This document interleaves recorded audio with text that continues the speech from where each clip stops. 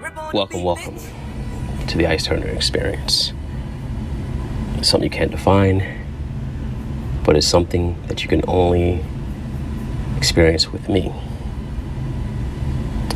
Now, you might not be able to explain it, but you can agree to it once it's in, your presence or in passing.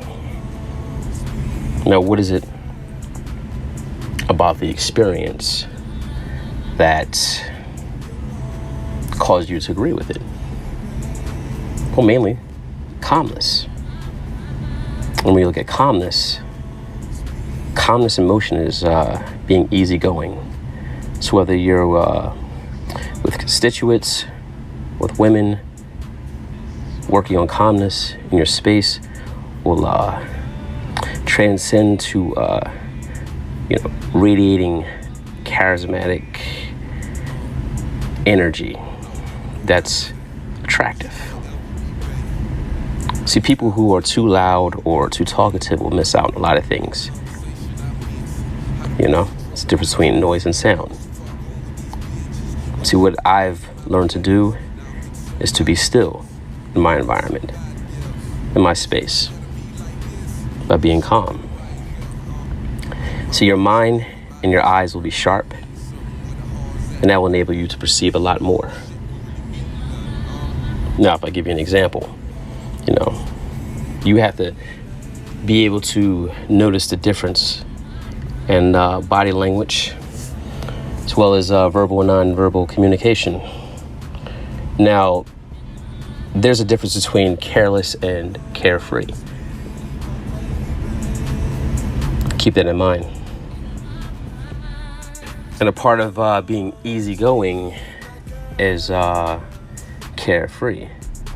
It means easy coming and easy going.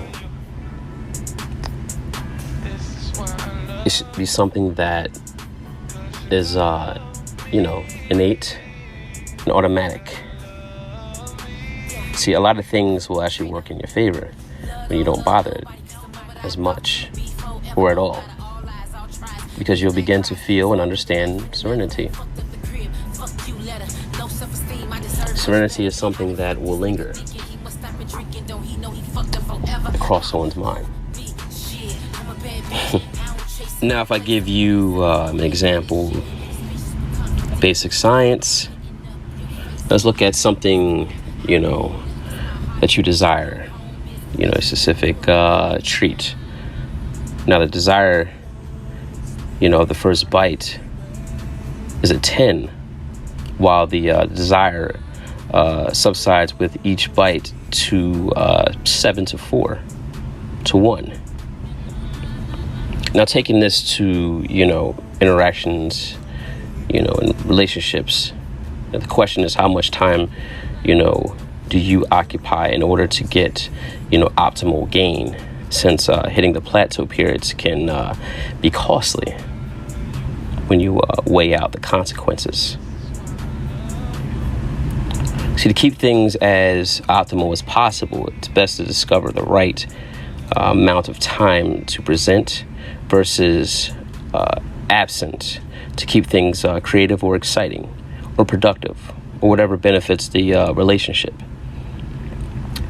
This is a triangular issue where the relationship between the amount of contact and absence must be understood to know the optimal distance to create for the relationship to function optimally.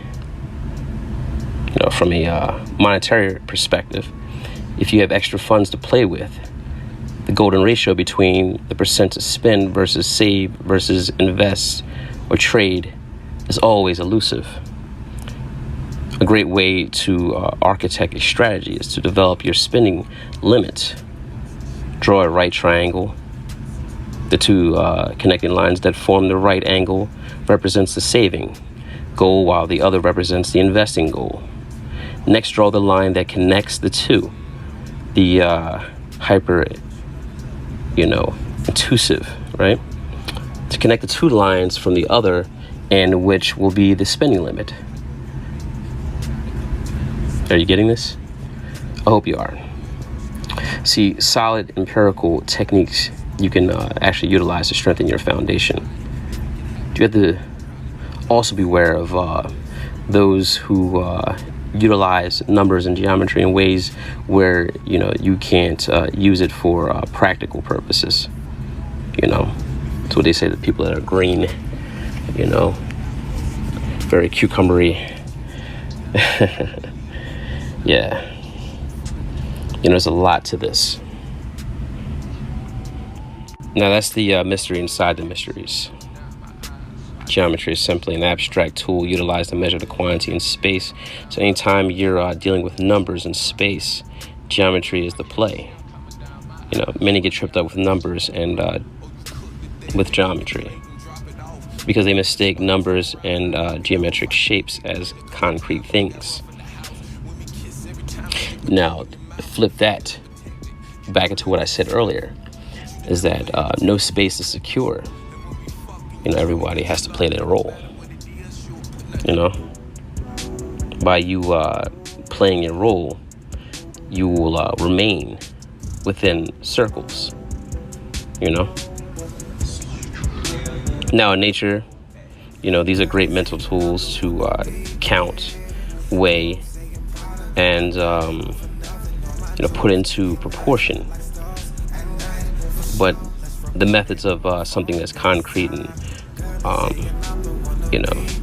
indiscreet, such as water and electricity, are things that are transformational and transitional as well. Keep that in mind. So in layman's terms, it's being fluid, being abstract. That's what the truth is. To have a thing as well as continue it, you have to be fluid. Okay? That's when you have the mind blown off of being a gamer. Growth, ambition, motivation, evolution, or reading the situation for what it is. 90% is what happens, 10% is how you respond. Positive, negative. Magnets. Making sense? Now, what would you make of the woman that has the negative polarity instead of sharing the positive, right?